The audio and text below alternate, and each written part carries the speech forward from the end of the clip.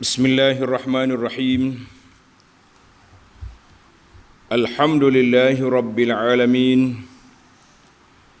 Wa bihi nasta'in ala umurid dunya waddin. Wassalatu wassalam ala al-mab'uthi rahmatan lil alamin. Nabiyyina wa habibina wa qudwatina Muhammad ibn Abdillah wa ala alihi wa sahbihi wa man sar ala nahjihi wahtada bihadihi wastanna bisunnatihi ila yaumiddin, amma ba'du. Muslimin dan muslimat, para jemaah, para pencinta ilmu, pencinta Al-Quran dan Sunnah, Assalamualaikum warahmatullahi wabarakatuh. Alhamdulillah, syukur kita kepada Allah Azza wa Jalla. Pada pagi ini 3 hari bulan 5 2023, kita teruskan pengajian kita dalam tafsir surah An-Nazi'at, surah yang ke-79, juzuk yang ke-30. Ayat yang kita akan baca bermula ayat 34 sehingga ayat 41. Dalam ayat ini Allah Ta'ala sebut apabila berlakunya At-Tammah. Apa makna At-Tammah? Lakunya kiamat. Kiamat, huru-hara yang besar, maka terzahirlah segala amalan yang dilakukan di dunia dulu. Amalan baik, alhamdulillah. Amalan buruk, na'udzubillah. Celakalah manusia pada saat itu. Dan Allah Ta'ala seperti biasa akan menyebut dalam ayat ini, disebut perkara yang amaran yang tak baik dan diberi peringatan, galakkan kepada yang baik supaya kita sentiasa berhati-hati melakukan ketaatan dan meninggalkan kejahatan. Jadi para pelajar sekalian, kita baca ayat dulu bagi pelajar yang ada pimpinan Ar-Rahman. Muka surat 1349 bermula ayat 34. أعوذ بالله السميع العليم من الشيطان الرجيم فإذا جاءت الطامة الكبرى يوم يتذكر الإنسان ما سعى وبرزت الجحيم لمن يرى فأما من طغى وآثر الحياة الدنيا فإن الجحيم هي المأوى وأما من خاف مقام ربه ونهى النفس عن الهوى فإن الجنة هي المأوى.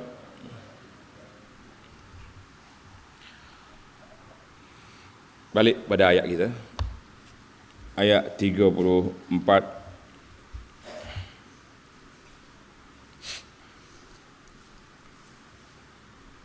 فَإِذَا جَاءَتِ الطَّامَّةُ الْكُبْرَى, maka apabila datang At-Tammah. Apa dia At-Tammah? Iaitulah bencana yang amat besar, iaitu hari kiamat.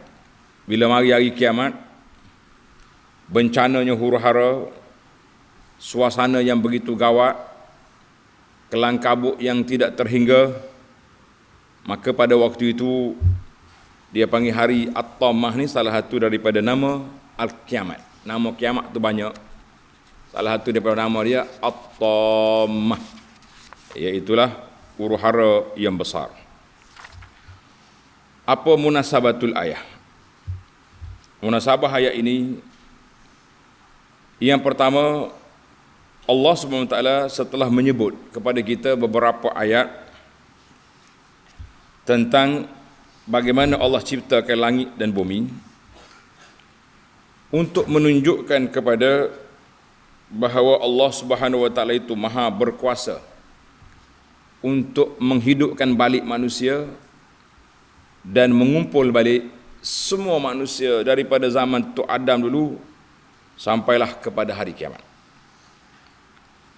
Maka Allah Ta'ala bawa mari dalil akli supaya kamu tengok kepada kejadian ini, tengok kepada hujan, tengok kepada pokok-pokok, menunjukkan bahawa bila pokok tu dah kering, bila turun hujan, hidup balik. Jadi Allah kata, kalaulah benda yang simple kamu tak boleh fikir, benda yang besar lagi, percayalah kepada Allah Azza wa Jalla. Allah Ta'ala dah ciptakan langit dengan bumi yang begitu besar. Jadi kalau nak hidup balik manusia yang kecil ni, sangatlah mudah bagi Allah Azza wa Jalla. Tengok kepada ayat. فَإِذَا جَاءَتِ الطَّامَّةُ الْكُبْرَى أي فَإِذَا جَاءَتِ الْمُصِيبَةُ الْعُظْمَى, apabila datangnya musibah yang besar, وَالدَّاهِيَةُ الْكُبْرَى, huru-hara yang besar, maka huru-haranya di luar daripada kemampuan manusia. Berat sangat suasana itu. Allahu Akbar. Pada hari itu apa jadi? Yauma yatadhakkarul insanu ma sa'a, iaitulah hari manusia akan mengingati apa yang telah diusahakannya. Pada hari itu, apa yang kita buat semuanya ingat balik, rewind balik, ditayang semula. Ditayang oleh siapa? Malaikat bawa balik filem-filem, tak kiralah dia punya file HD ke apa benda. Dia tayang balik apa yang kita buat atas dunia dulu, yang baik, yang buruk. Na'udzubillah.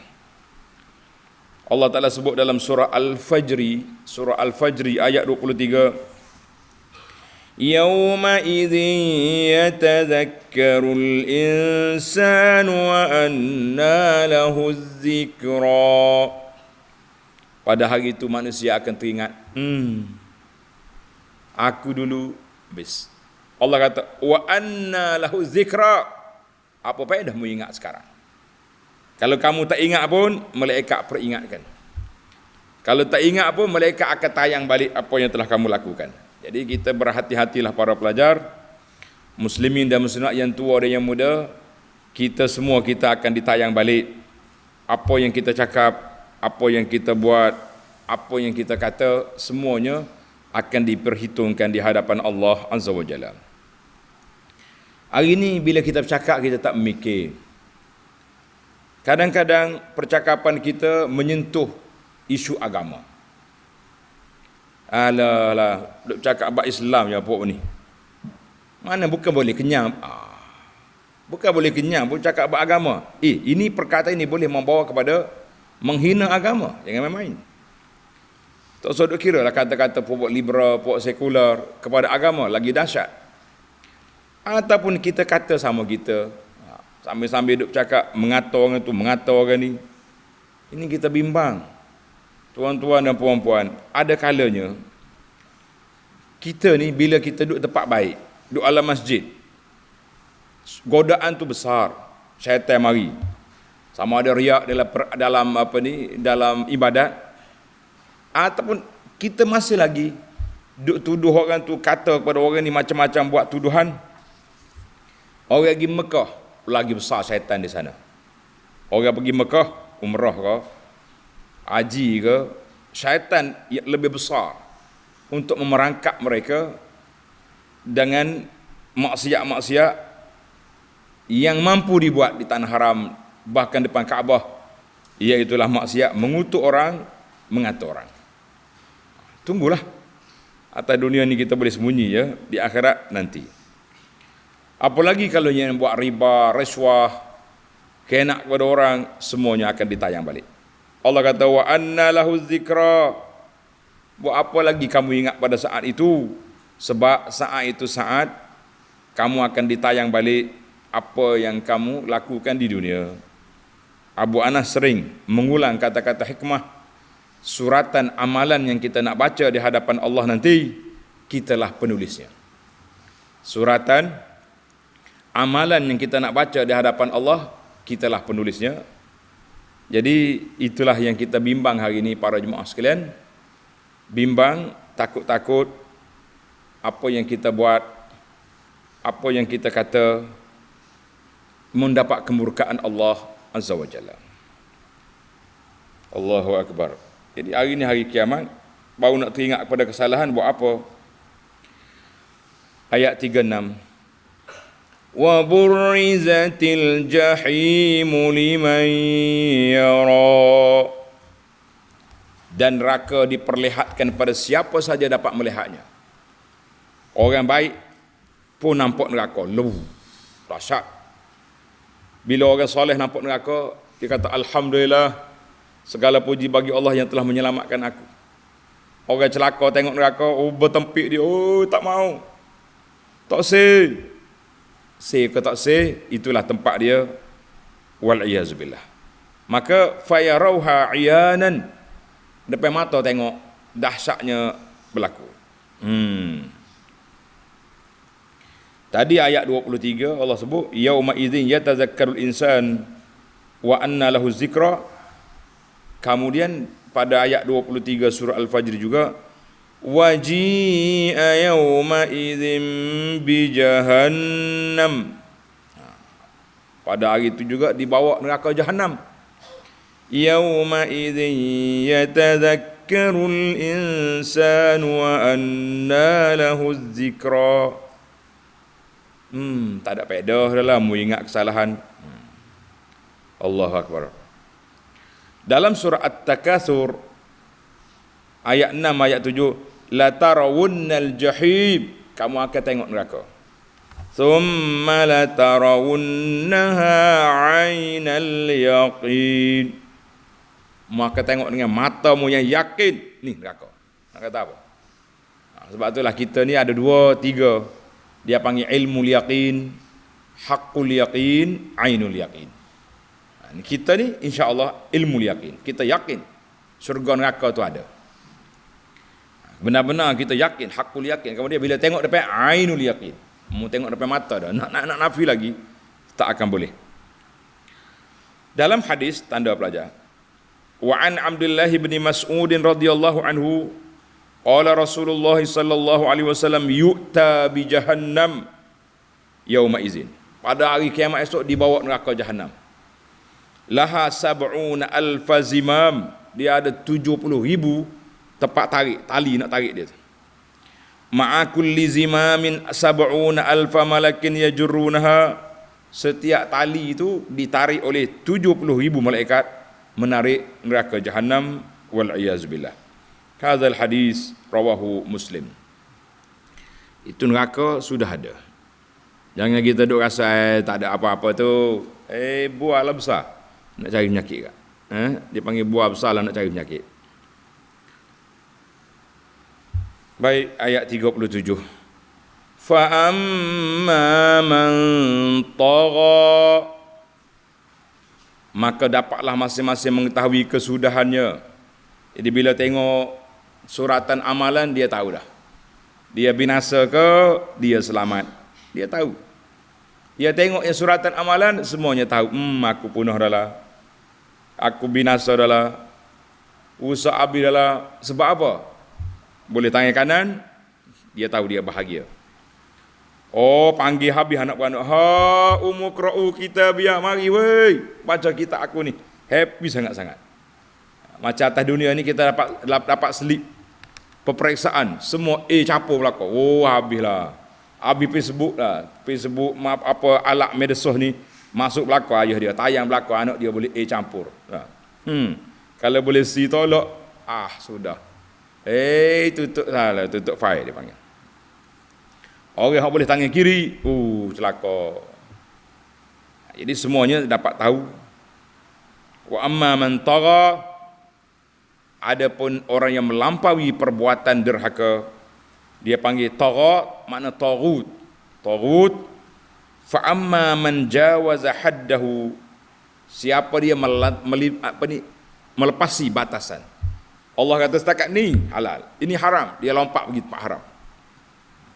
Fatamarrada, kerah kepala lawan.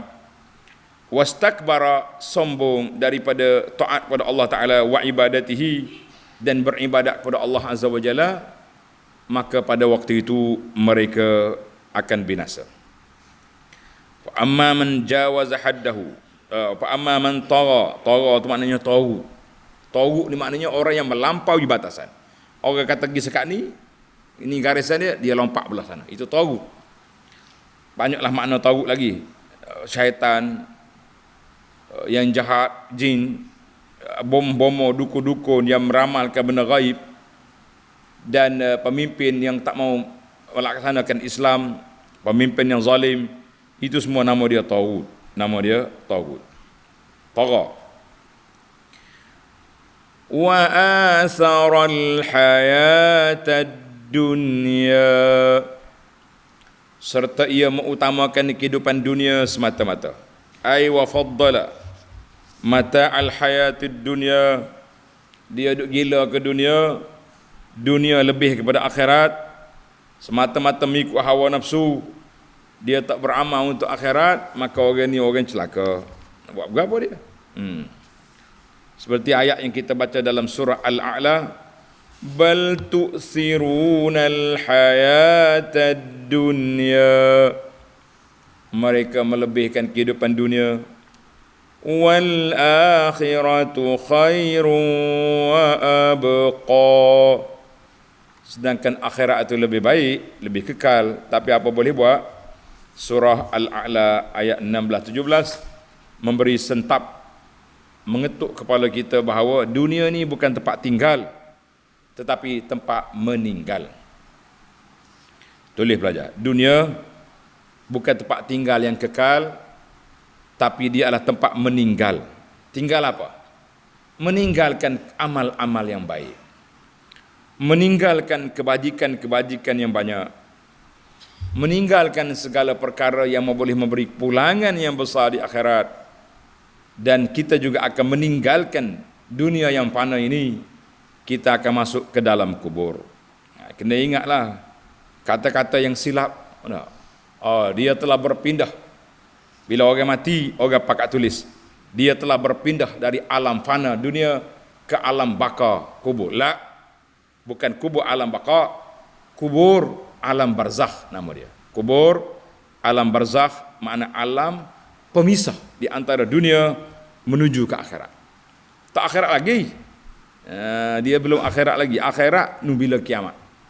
Apabila Israfil meniupkan serunai dia, maka jadilah dia tu alam akhirat, alam barzakh. Alam barzakh, bila Israfil tiup kiamat, itu alam akhirat.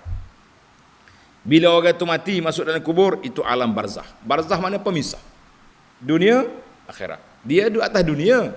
Kalau kita pergi korek orang mayat, orang mati tu, baru-baru ni ada lagi tuan dalam. Tapi interaksi dia interaksi akhirat. Dia tak makan, dia tak minum dah, dia tak bercakap dah. Ada hadis yang menyebutkan orang mati dengar. Kalau kita pergi bagi salam, dengar. Tetapi dia tak boleh kecek supaya kita sekarang. Dia dengar, dia tak boleh bercakap. Nama dia orang mati. Maka dunia ini dipanggil tempat meninggal, mana kita akan tinggalkan dunia, kita akan pergi. Maka yang kekalnya, yang berterusannya, amal-amal kebajikan yang kita buat, kita kata Alhamdulillah.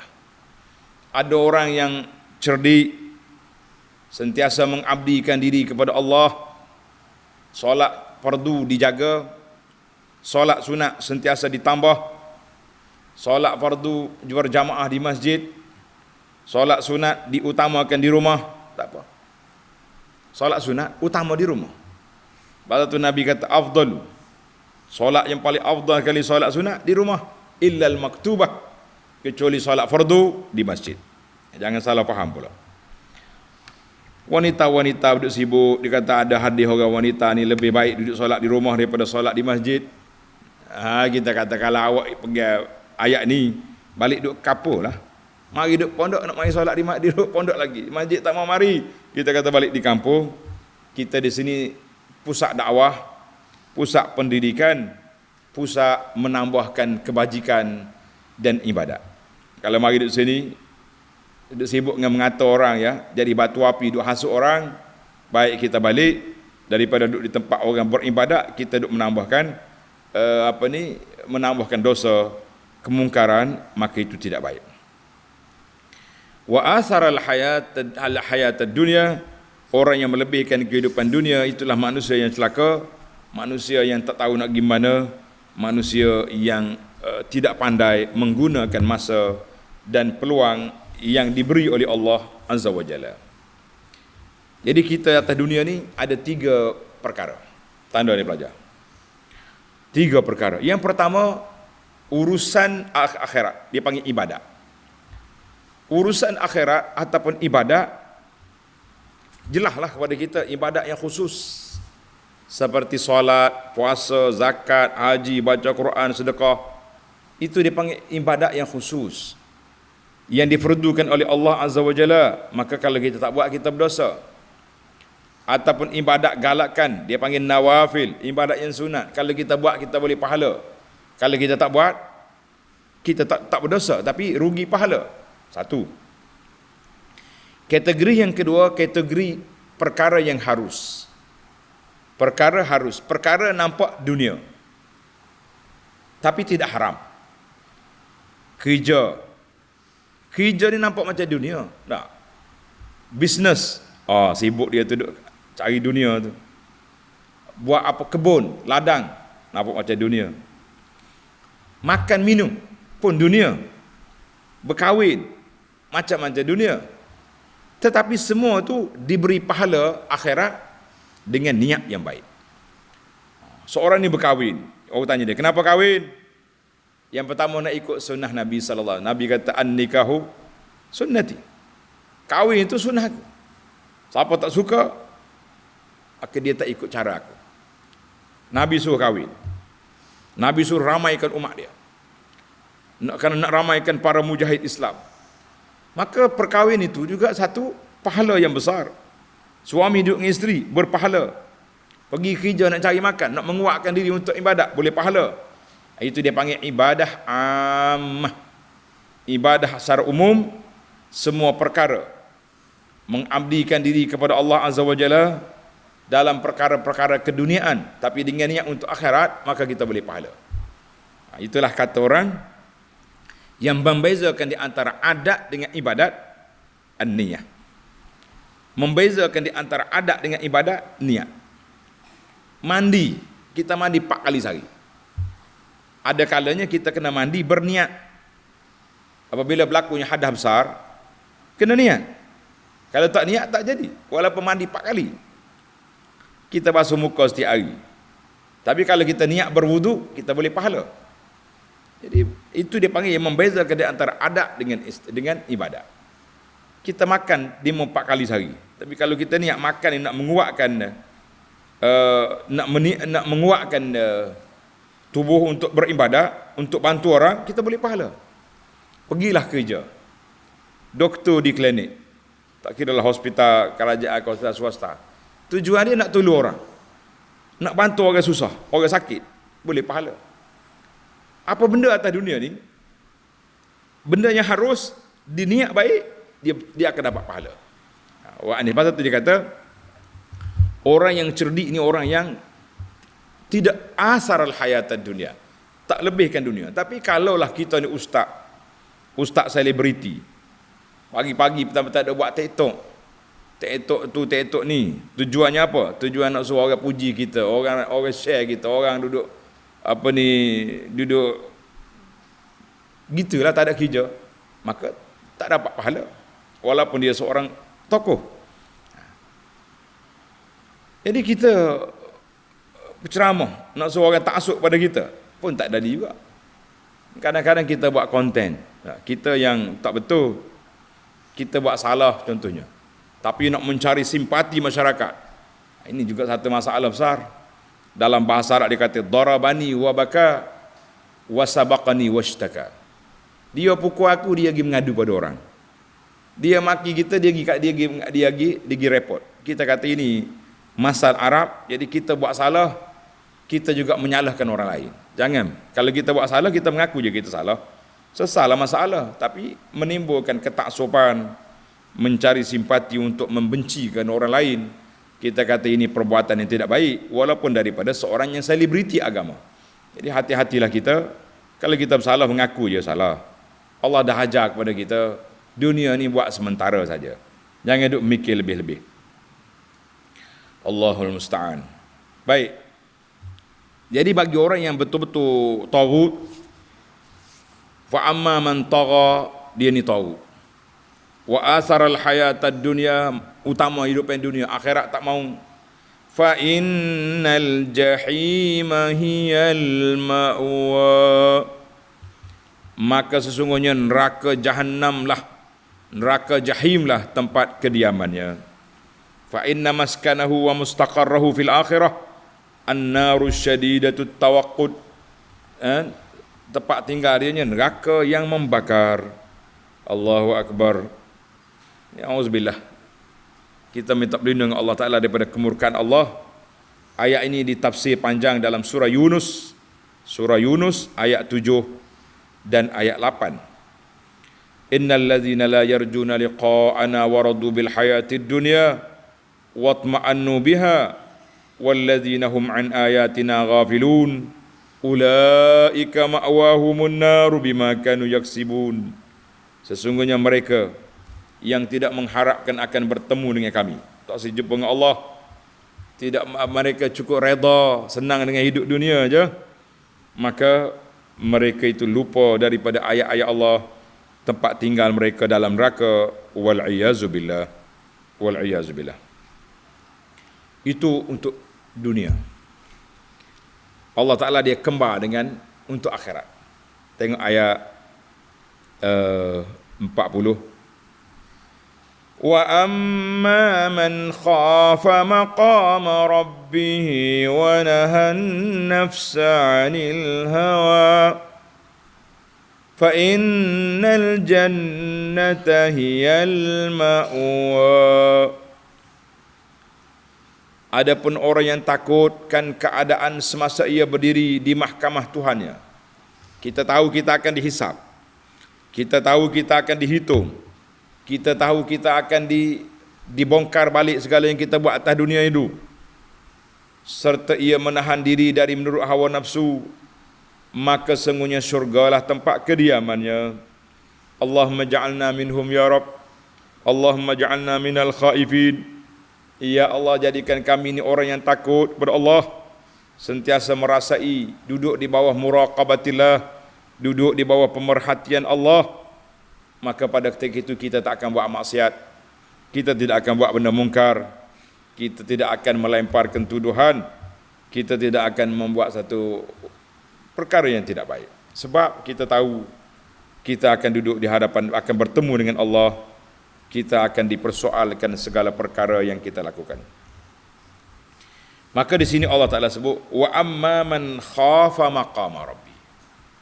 Siapa dia takut akan pada hari dia akan berdiri di hadapan Allah untuk dihisab. Apa makna takut?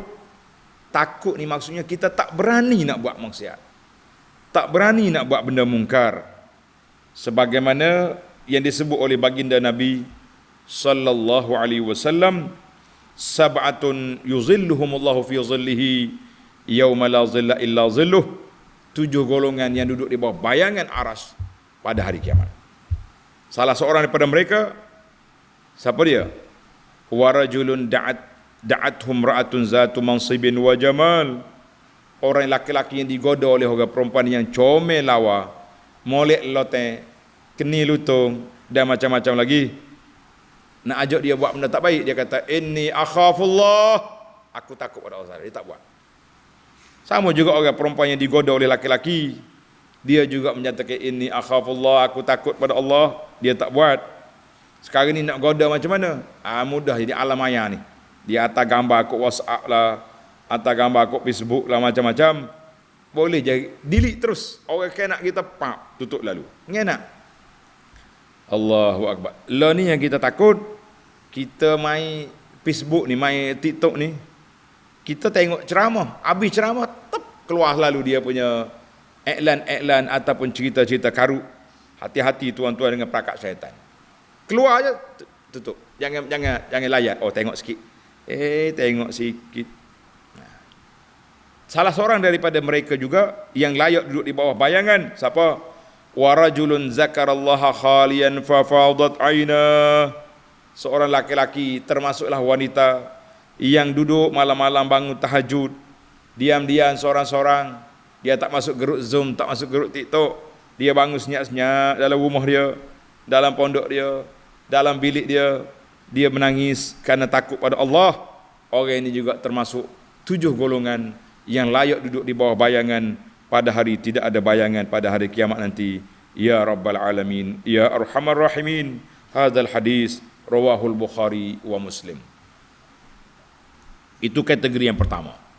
Kategori ahli syurga, al-khawfu minallah, takut pada Allah, menangis kerana Allah. Yang kedua, ciri-ciri orang selamat ini, yang kedua, wa nahan nafsa 'anil hawa, dan dia kekang nafsu dia. Dia jaga diri dia daripada mengikut kehendak-kehendak yang boleh menjebakkan dia ke dalam kemurkaan Allah Azza wa Jalla, menjauhkan diri daripada segala perkara yang tidak diredai oleh Allah Azza wa Jalla.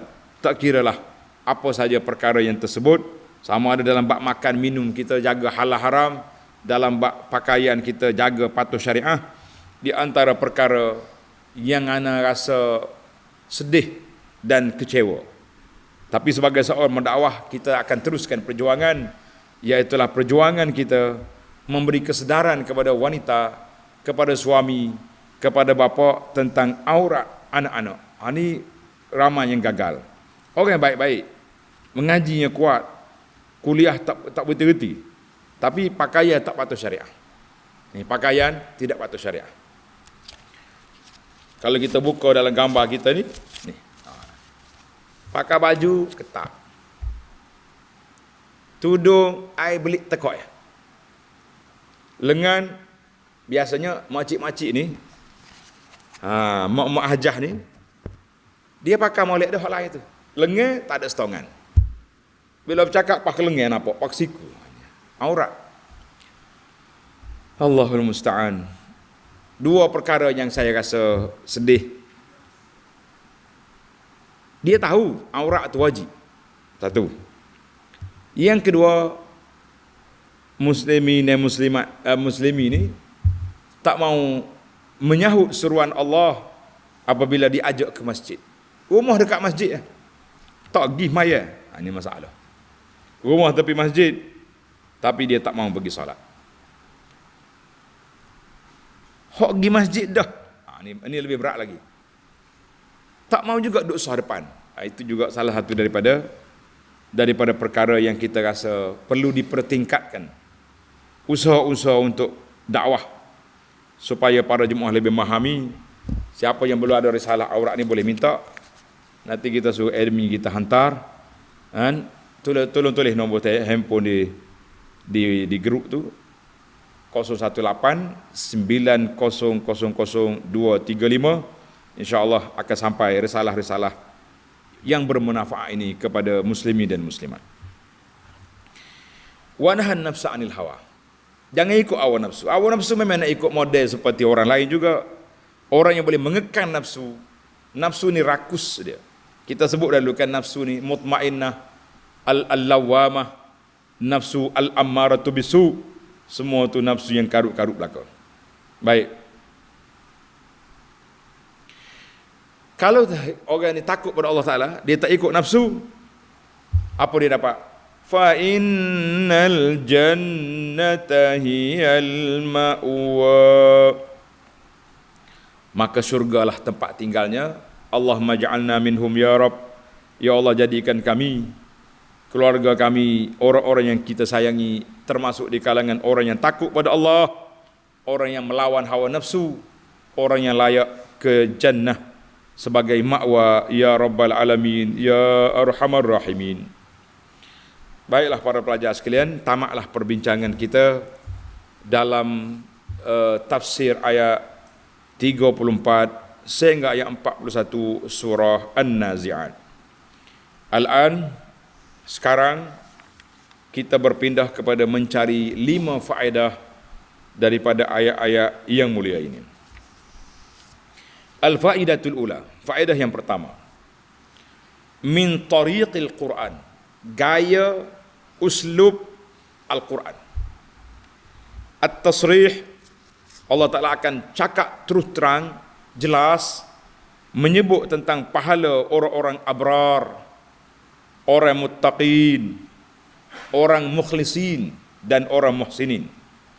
Dan orang-orang yang kebajikannya lebih banyak daripada kejahatannya, kemudian akan diikuti dengan Allah Ta'ala sebut seksaan kepada orang kafir, al-fujar, orang-orang yang jahat, zalimin, orang yang zalim, orang yang melakukan maksiat, dia tidak kafir tapi dia buat maksiat, dan golongan yang ringan timbangan amalan kebajikan mereka.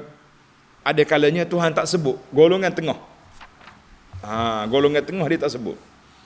Siapa dia golongan tengah ni? Golongan yang duduk antara dua, tidak kafir, ada iman tapi maksiat, ataupun dia panggil golongan munafiqin, nampak macam beriman, hakikatnya kufur. Jadi kenapa Tuhan tak sebut yang ketiga? Kata di para ulama tadabbur, wa fi sukutin an sya'ni, Allah Ta'ala jarang sebut golongan tengah ni sebab apa? Tahzirun azim. Kalau kamu beriman, syurga. Kalau tak beriman, neraka. Tapi ingat bahawa orang beriman pun belum tentu selamat kalau mereka buat maksiat. Orang kafir tak selamanya kafir kalau mereka masuk Islam, beriman. Jadi kita kena sentiasa muhasabatun nafsi, ulang kaji balik diri kita. Kita ni sudah beriman, kita kata alhamdulillah. Tapi amalan kita macam mana? Oh, saya kuat beramal. Kuat beramal, ikut sunnah ke tidak? Ada orang ni happy sangat dia boleh beramal. Oh, dia kata kami duduk satu tempat, macam-macam ibadat direka oleh penganjur tempat tu. Kita kata buat banyak setara mana pun, kalau tidak ikut sunnah Nabi SAW, mungkin amalan itu tidak diterima. Sebab syarat qabulul amal ittiba'us sunnah, ikut sunnah Nabi SAW. Sebab itulah kita ada kempen para jemaah, kita tak ajar kepada para pelajar kita ni benda yang pelik, benda yang ajaib, tapi kita nak ajar benda yang sahih, benda yang benar yang dibuat oleh baginda Nabi sallallahu alaihi wasallam, kerana itulah jalan selamat. Ikhlas, ikut Nabi sallallahu alaihi wasallam. Tak ikhlas, tidak ikut Nabi, laisa lahu dhaman, tidak ada jaminan kita boleh selamat. Jalan selamat ikut Rasulullah sallallahu alaihi wasallam yang telah dihuraikan oleh para ulama Ahlus Sunnah, para ulama Islam, itulah jalan yang selamat. Yang kedua, at-tughyan, Allah Ta'ala, fa amma man tagha, adapun orang yang taghut tu apa dia? Isarul hayati dunia wa syahawatiha, orang yang utamakan kehidupan dunia dan mengikut hawa nafsu, maka itu juga termasuk taghut. Sebab Allah kata fa amma man tagha wa asaral hayatad dunia, dia melebihkan kehidupan dunia meninggalkan akhirat. Maka para jemaah sekalian, jawabnya kita ni duduk dua keadaan. Sama ada kita boleh kekal nafsu, boleh jaga, selamat. Wa nahan nafsa 'anil hawa, kita selamat. Ataupun kita terjebak dalam pengikut hawa nafsu, maka di situlah kita akan duduk dalam suasana yang begitu tidak baik. Ada orang yang menghabiskan usia dia, dahlah tua, pencen lama dah, pitih banyak, tapi tidak menghabiskan sisa-sisa usia dengan beribadat kepada Allah Azza wa Jalla, menghabiskan sisa usia dalam perkara lara, perkara yang tidak baik. Orang lain berulang ke Mekah, kita nak berulang pergi cari tempat-tempat hiburan, tempat-tempat yang tidak memberi pulangan yang baik kepada agama. Kita kata rugi besar orang yang diberi peluang oleh Allah. Dulu waktu kita sibuk, kita kerja, sibuk tak ada masa nak ibadat, kita kempen supaya tunggu lepas solat subuh berjamaah, duduk di masjid sampai naik matahari, sampai waktu duha. Tak boleh ustaz, saya ada pejabat. Tak boleh ustaz, nak pergi hantar anak sekolah. Tak boleh nak pergi hantar cucu. Sekarang ni kita dah pencen, kita sudah bertaraf RTM, pegawai RTM, orang yang sedang rehat menunggu mati je. Kerja tak payah pergi dah, duit pencen masuk. Apa lagi yang kita nak? Oh, saya sekarang ini masa free, saya melancong sana sini, tapi kita tidak menjadi ahli ulak masjid, kita tidak menjadi ahli masjid, kita tidak menjadi ulak buku. Kata orang, nak kena ahli masjid lepas Ramadan. Nak kena tetamu masjid, tengok bulan Ramadan. Bulan Ramadan full masjid. Itu tetamu dia akan pergi. Yang betul-betul ahli masjid, orang yang lepas Ramadan istiqamah dengan masjid, inilah dipanggil ahli masjid. Allahumma ja'alna min ahli masjid. Ya Allah, jadikan kami ini ahli, bukan tetamu. Berbeza. Ahli, bukan tetamu. Maka manusia ini sama ada dia kekang nafsu, dia selamat, atau dia mengikut nafsu, maka dialah manusia yang celaka. Wal'iyazubillah. Kata di ahli qasidah, dia kata an-nafsu kat-tifli. An-nafsu kat-tifli in tuhmilhu syabba ala hubbir rada wa in taftimhu yanfatimi. Tulis kata-kata. Nafsu kita ni macam baby. Kanak-kanak, baby, bayi yang baru beranak. Kalau mau biar dia menyusu, duk pek situlah. Mak dia pergi masjid, kalau dia duduk supermarket, duk gato mek, nak pek. Wa in taftimhu yanfatimi. Tapi kalau kamu lepasnya pek, menyusu, dia lepas. Berapa ramai ni kakak-kakak, anak-anak, makcik-makcik kita hak kerja, lepas berapa hari beranak, terpaksa kena pergi mesyuarat, kena pergi ngajar. Baby diswastakan kepada mak angkat mari daripada New Zealand, mari daripada Australia. Dia pergi botol pagi, petang, siang, malam, maknya sibuk. Boleh je. Jadi nafsu kita ni macam baby. Kalau kita biar dia menyusu, sampai naik gigi, dia menyusu lagi. Tapi kalau kita melepaskan susu, dia akan lepas. Lagi itulah nafsu. Dia nak benda-benda yang suka, yang lara, yang apa ni, tak ada faedah untuk akhirat. Tapi kalau kita boleh lepaskan, Allahu Akbar, kita boleh lepas. Banyak tuan-tuan dan puan-puan, benda-benda yang disukai oleh nafsu, semuanya akan bawa kepada kebinasaan. Wal'iyazubillah. Yang ketiga, Allah Ta'ala sebut tentang wa burrizatil jahimu liman yara. Neraka akan ditonton, dipertonton, diperlihatkan kepada semua orang pada hari akhirat. Dalam surah Asy-Syu'ara, tanda surah Asy-Syu'ara ayat 90, Allah kata wa burrizatil jahimu lil ghawin. Neraka tu dia tunjuk pada orang celaka je. Jadi macam mana dengan ayat ni? Tuhan kata semua orang tengok. Ayat Asy-Syu'ara 91, ghawin, orang celaka je tengok neraka. Jawab dianya, Allah Ta'ala perlihatkan neraka ni kepada semua. Tapi orang mukmin dia tengok macam tengok skrin. Tengok, dahsyatnya. Alhamdulillah Allah selamatkan aku. Tapi orang yang jahat, dia tengok tu panah dah. Wak neraka tu mari dah ke dia. Wow. Na'udzubillah. Jadi ayat dua ayat ni tidak bercanggah. Ulama tadabbur kata ayat kita ni dengan ayat Asy-Syu'ara 91 tidak bercanggah. Orang mukmin dia tengok jauh tapi tak ada rasa panah apa-apa. Orang celaka dia tengok tu berasak dah dia punya kepanasan. Wal'iyazubillah. Yang keempat, Allah Ta'ala sebut apa? Wa amma man khafa maqama rabbih wa nahan nafsa 'anil hawa fa innal jannata hiyal ma'wa. Orang yang lawan takut pada Allah Ta'ala, lawan nafsu, dia selamat. Allah Ta'ala kata ulama tadabbur, annallaha ta'ala lam yaj'ala lil jannah tariqan. Allah Ta'ala tak jadikan jalan ke syurga itu kecuali semua menyalahi hawa nafsu belaka. Allah tak jadikan jalan lorong ke neraka kecuali ikut hawa nafsu. Karena itu dalam hadis, setelah Allah Ta'ala cipta syurga, dia cipta syurga, Allah kata malaikat pergi tengok syurga. Dia pergi tengok Allah comelnya, ya Rabbi, tak ada siapa yang dengar syurga, semua nak masuk belaka. Allah Ta'ala buat neraka, tengok neraka, dia pergi tengok, ya Rabbi, tak ada siapa nak masuk neraka. Kemudian dibuat pagar syurga dipagar oleh segala perkara yang tidak disukai oleh nafsu. Pagar neraka semua benda yang disukai oleh nafsu. Malaikat mari tengok pula, ya Rabbi, saya bimbang takut orang tak masuk syurga dengan sebab dikawal oleh nafsu yang mengelilingi syurga. Negi, tak suka ni. Hak ni tak belaga angin. Neraka dibimbang yang takut penuh. Sebab apa? Sebab dianya di pagar dia tu nafsu, dia suka belaka. Hari ni tuan-tuan tengoklah antara masjid dengan stadium. Masjid ni buat marilah. Paling kaya kita kata ustaz yang selebriti lah, selebriti. Habis tinggi 3,000, 4,000 orang tengok, mari ke masjid.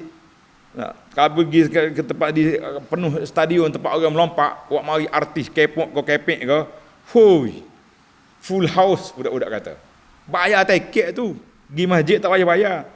Tengok, golongan-golongan ikut hawa nafsu ramai, yang ikut iman kepada Allah Ta'ala kurang.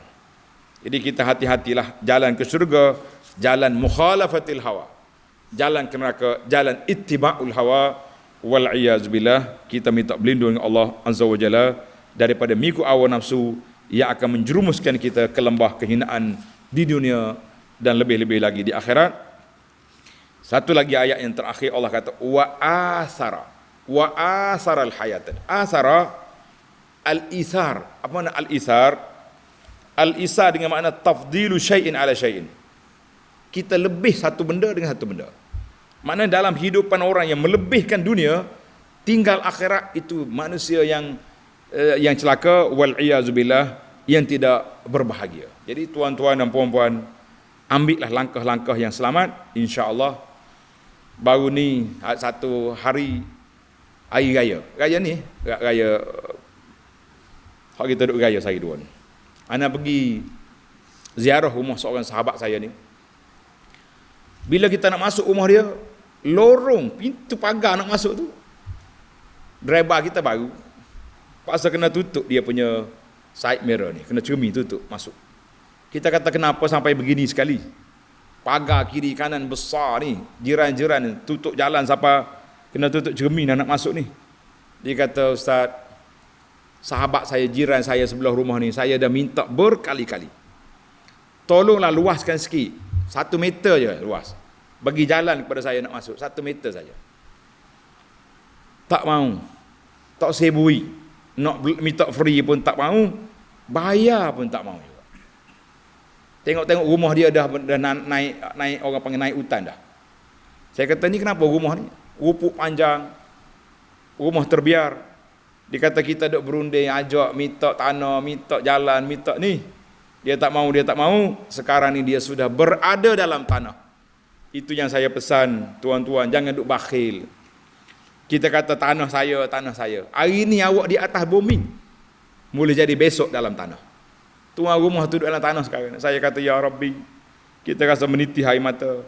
Tuan-tuan dan puan-puan, kalaulah tuan tanah tadi beri wakaf tanah dia untuk jalan orang masuk, betapa bahagianya dia. 2 kaki dia beri, 1 meter yang dia beri, Allah Ta'ala gulung 7 lapis bumi pahala untuk dia.